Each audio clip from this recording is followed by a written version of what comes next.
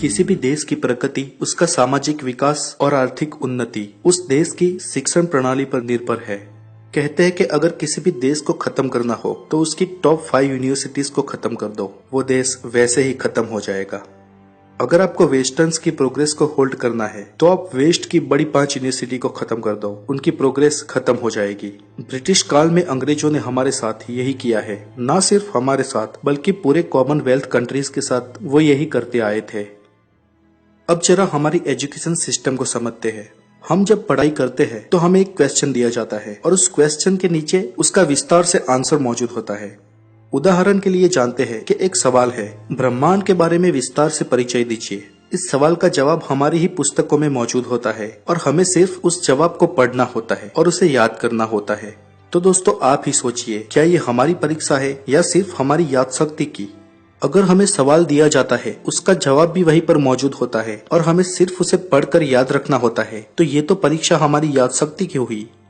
जब पूरे साल एक विद्यार्थी पढ़ाई करता है तो वो पढ़ाई में क्या करता है? उन सवालों के जवाब पढ़ता है जो उसके सिलेबस में है और साल के आखिर में 3 घंटों में उसे उसके सवाल के जवाब दे देने होते हैं। और अगर किसी की याददाश्त अच्छी हो तो वो पूरे साल मेहनत ना भी करे और आखिरी महीने में अपनी टेक्स्ट बुक्स पढ़ के जवाब दे दे तो भी वो अच्छे नंबरों से पास हो जाएगा। जबकि विदेशों में ऐसा नहीं है। विदेश की कॉलेज और यूनिवर्सिटीज में आपको एक सवाल दे दिया जाता है, जैसे कि ब्रह्मांड के बारे में विस्तार से बताएं। बस एक सवाल ही, उसका जवाब आपको नहीं दिया जाता। जवाब आपको खुद ढूंढना होता है। आप इंटरनेट यूज कर लो, किताबें पढ़ लो, लाइब्रेरी में जाके पढ़ो या आप कुछ भी करो, आपको उस सवाल का जवाब अपने अनुभव और अपनी समझ से बनाना होता है और जिसका जितना सही और सटीक जवाब उसके उतने अच्छे मार्क्स। तो दोस्तों इस एजुकेशन सिस्टम में अगर हम देखें तो हमारी क्रिएटिविटी की भी परीक्षा होती है।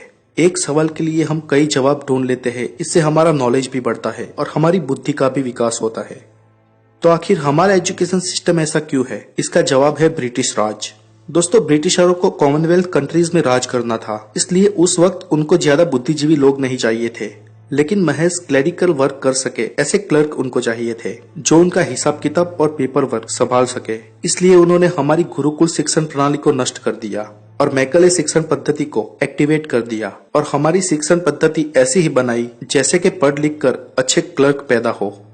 यही कारण है दोस्तों कि आर्यभट्ट और उनके समय से पहले हुए इंडियन वैज्ञानिक मुगल काल और ब्रिटिश काल के बाद कभी नहीं हो सके। और पिछले 500 सालों में इतनी बड़ी तादाद में भारतीय होने के कारण भी हमारा देश कोई विश्व स्तरीय वैज्ञानिक नहीं पैदा कर पाया था।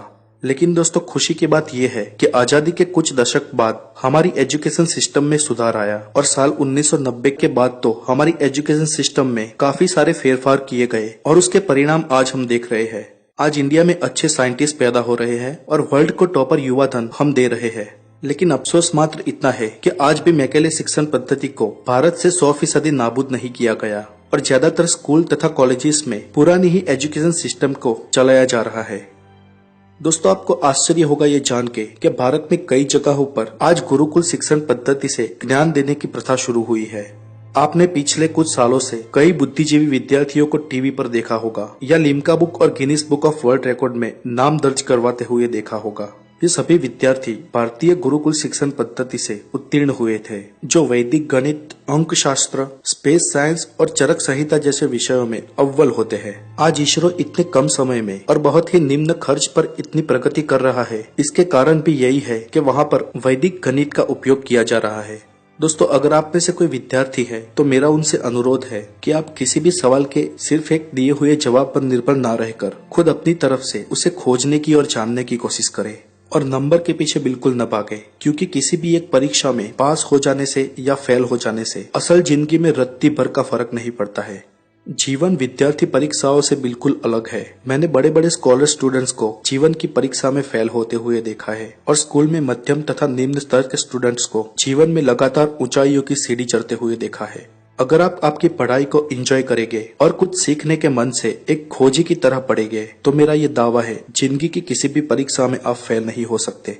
बोर्ड एग्जाम्स नजदीक आ रहे हैं, इसलिए विद्यार्थियों को मैं अपनी तरफ से ऑल द बेस्ट कहना चाहूंगा और पेरेंट्स को मैं कहना चाहूंगा कि अपने बच्चे में विश्वास रखें और उन्हें सिर्फ काबिल बनाए। प्रगति के पंथ पर तो वो अपने आप ही चल पड़ेंगे। तो आज के लिए इतना ही। अगर आप द नॉलेज पे नए हैं तो हमारे चैनल को सब्सक्राइब करें, और अगर आप द नॉलेज के सदस्य हैं तो सब्सक्राइब बटन के पास वाली बेल जरूर बजा देना, ताकि हमारे आने वाले वीडियोस की नोटिफिकेशन आपको आसानी से मिल सके। Have a good day, take care.